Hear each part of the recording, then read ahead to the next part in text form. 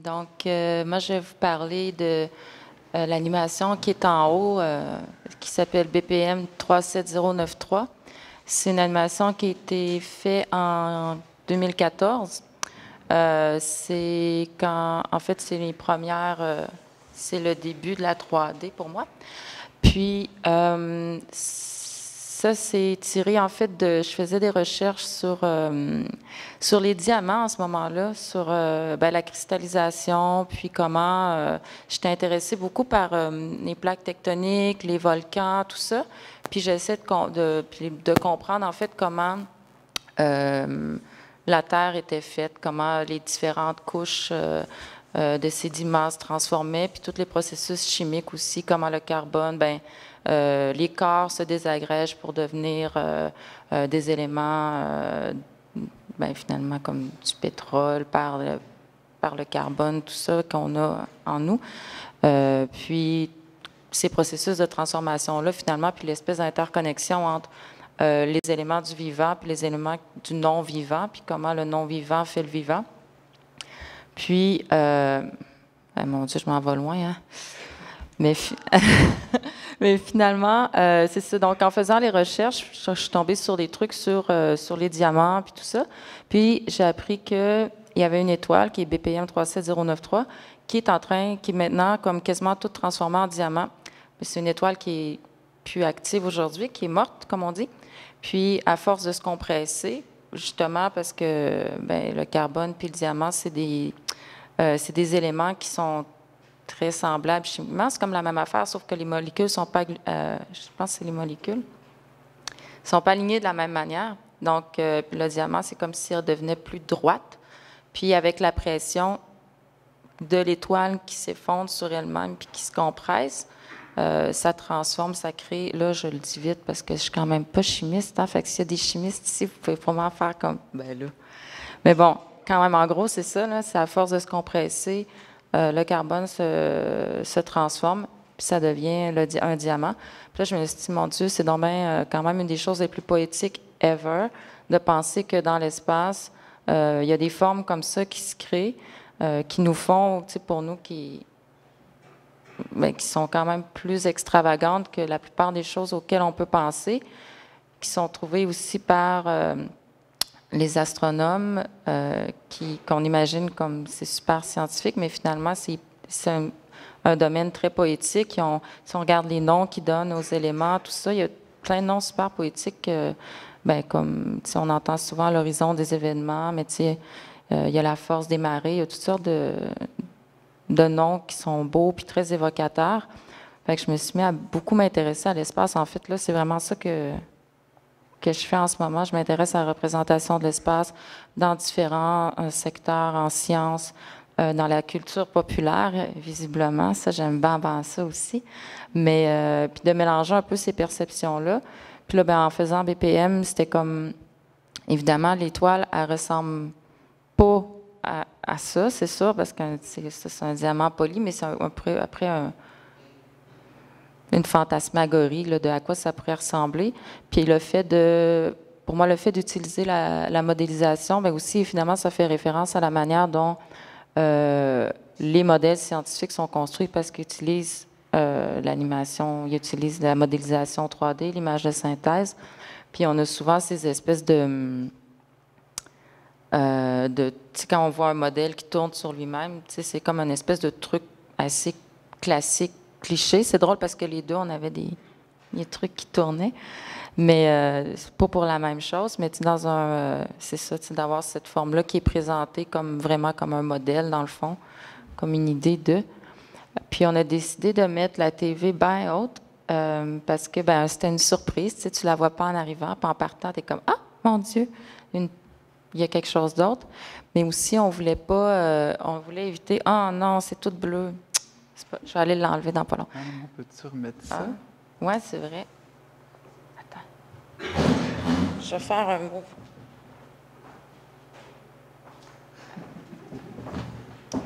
Je fais ça, blank. On change de fond. Puis, non, c'est ça. Puis, on a essayé, on a vraiment beaucoup déplacé les écrans. On a beaucoup déplacé les écrans. parce qu'on voulait éviter d'être au centre puis d'être regardé par tous les écrans. Tu sais, on voulait que l'espace soit quand même plus dynamique. Puis c'est assez facile de se mettre là puis de mettre tout de même que tu peux te retourner faire un 360 comme ça de l'exorcisme. Puis d'avoir tous les écrans qui te regardent. Puis c'était pas vraiment l'expérience qu'on voulait donner. Fait qu'on a décidé de dynamiser puis de... C'est pour ça aussi qu'on l'a mis si haute, en plus de faire une petite surprise. C'est ça, n'oubliez pas, si vous avez des questions, vous voulez chanter une petite chanson, sentez-vous à l'aise. Tu veux-tu enchaîner sur ça, comme on est dans l'espace? OK. Ça, c'est après Evangelion, d'où la super pertinence de vous présenter un extrait d'Evangelion. En fait, ça, c'est nouveau. Ça, j'ai fait pour ici cet été, en fait.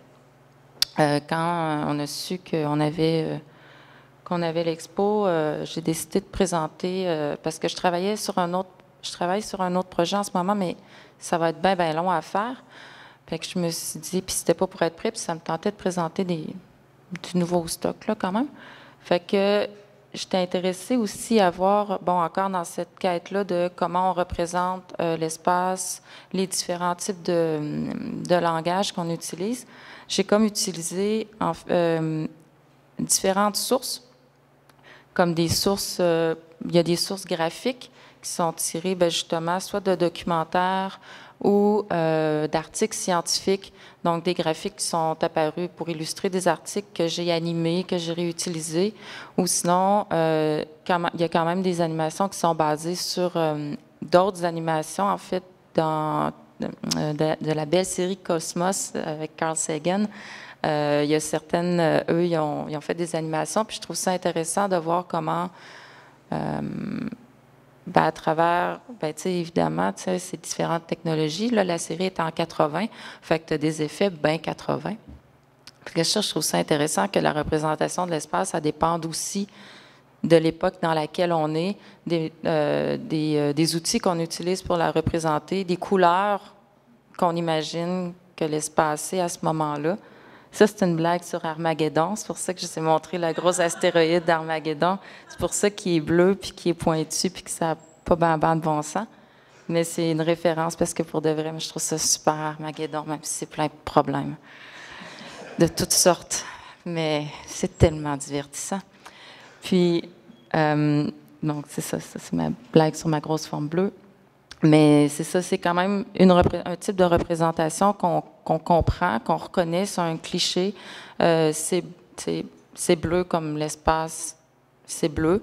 On a cette espèce d'effet-là de l'inconnu, on voit pas les choses, on voit juste au fur et à mesure, il y a qu'est-ce qui se cache au détour d'eux. Fait que c'est vraiment utiliser de vraiment réutiliser différents codes, de les mettre ensemble. Puis là, je voulais essayer de faire une narration, mais qui repose juste sur des liens formels, parce que la narration, ça m'intéresse beaucoup, comment on raconte, comment on fait du sens. Donc, qui repose sur des couleurs, des liens formels, des trucs qu'on se dit, ah ben oui, tu sais, on se dit, ben oui, ça fait du sens, mais en fait, on ne sait pas, on met un sens parce que culturellement, on a un sens qu'on a déjà investi dans ces images-là, à cause justement qu'elles reviennent dans différents, beaucoup dans la culture populaire, mais beaucoup dans les documentaires scientifiques, tu sais, c'est quand même de la culture populaire aussi, finalement, là, fait que c'est pas... Ça, c'est du Carl Sagan, là, c'est quand même comme... C'est l'univers en 4 dimensions. C'est représenter les 4... Ouais. Pour ce que ça peut être, c'est pas si évocateur, mais bon, c'est le même qui le représente pareil. Donc, puis c'est ça, puis le genre, j'ai comme travaillé avec une palette de couleurs qui est tirée d'un film de science-fiction des années 60 qui s'appelle Forbidden Planet, qui est excellent d'ailleurs, c'est très bon, puis qui c'est vraiment dans les turquoises, Bourgogne, les mauves, les gris, c'est les beiges, il y a bien du beige. Mais puis c'est ça, c'est d'essayer de... C'est ça. Le plan, c'était de voir comment je pouvais enchaîner des séquences, comment elles pouvaient faire du sens ensemble sans que ça soit comme une espèce de sens intuitif, Ouais, un sens intuitif, mais comme basé sur quelque chose un peu, une fausse rationalité finalement. Je pense que c'est ça que j'ai à dire.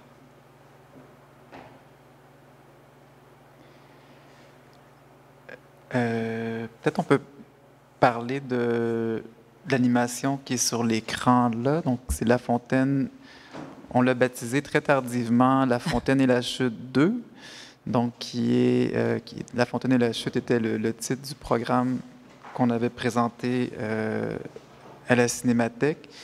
Et puis, en fait, on a produit cette œuvre ici. Donc, on est venu passer une semaine à Sporobol en résidence pour apprendre la technologie de la vidéo 3D.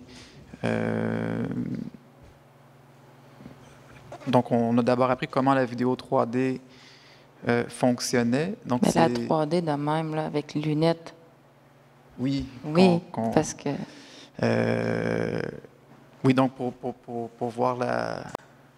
Oui, on appelait ça la vraie 3D, parce que donc, nous, quand on a appris qu'il y avait l'équipement ici pour faire des explorations avec ça, on était assez enchantés. Et donc, on a passé une semaine ici pour apprendre comment la vidéo 3D fonctionnait, c'est-à-dire d'avoir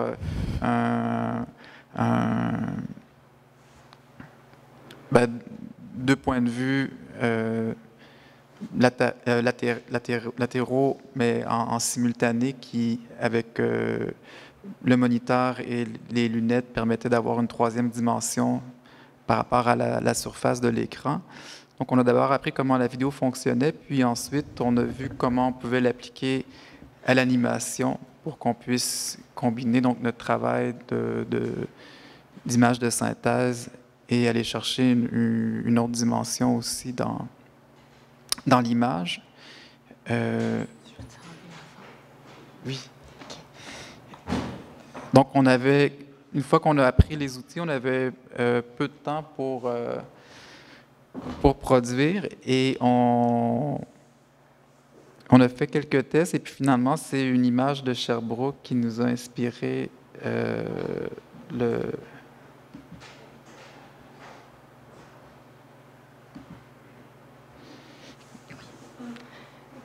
Qui nous a inspiré. Oui, là, attendez, je vais faire un beau blank encore.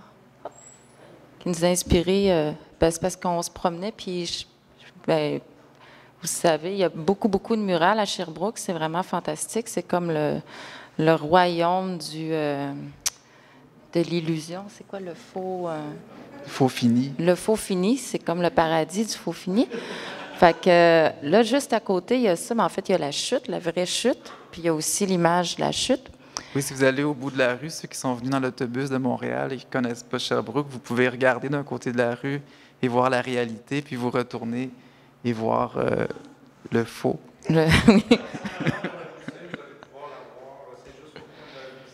Ah oui, c'est vrai. On pourrait faire un pèlerinage vers...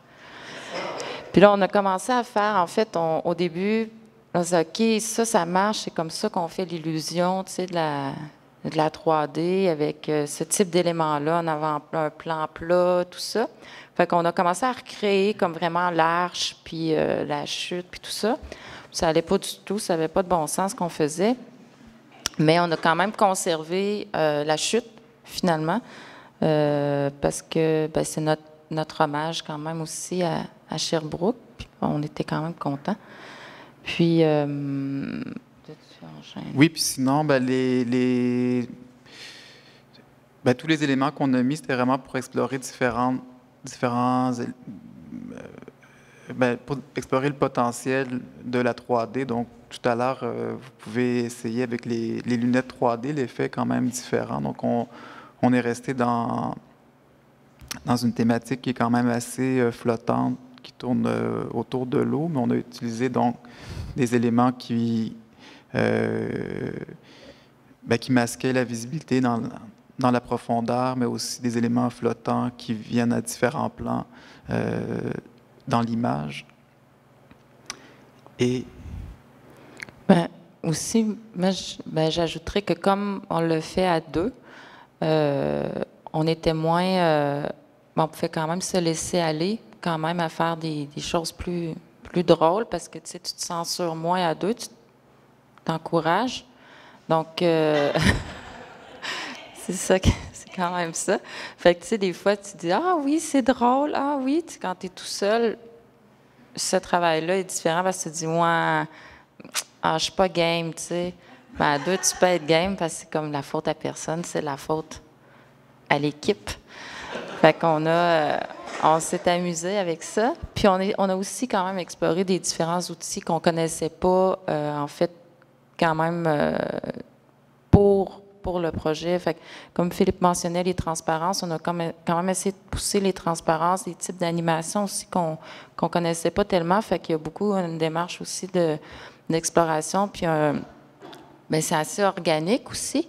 Donc, d'essayer de faire quelque chose qui était peut-être moins géométrique, moins mathématique, puis, ben, mathématique.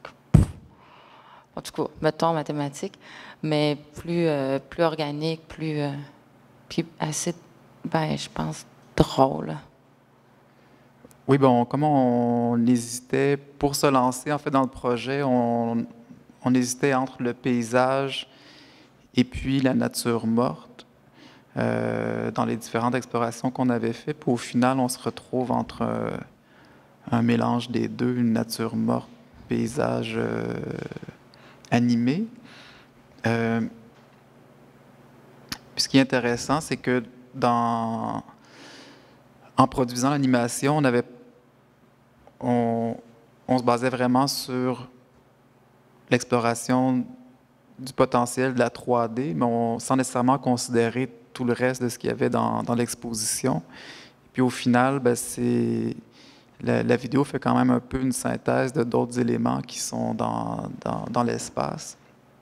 Par exemple, c'est pas nécessairement totalement visible, mais plusieurs des éléments qui sont dans l'animation, si on pense aux tiges assez filiformes et qui ont une espèce d'estomac qui se dilate, ben, elles sont recouvertes avec l'image qui est imprimée sur le tissu qui est suspendu ici.